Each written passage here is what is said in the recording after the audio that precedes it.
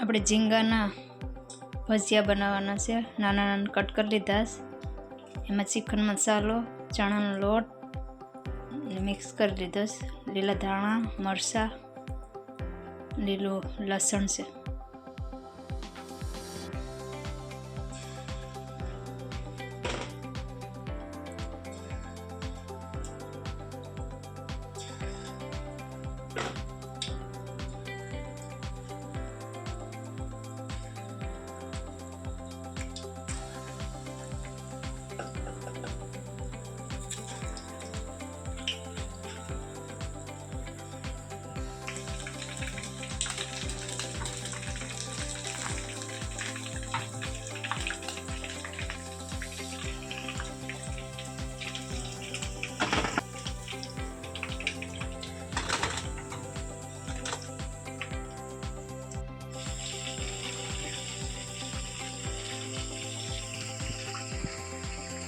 ભજીયા આપણે બની ગયા એટલે આપણે પાકી જાય પછી મસાલો વધેલો છે એમાં આપણે પનીર ફ્રાય કરવાની છે।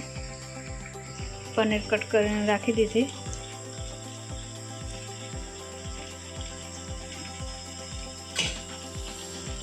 અને આપણે મિક્સ કરી દઈએ।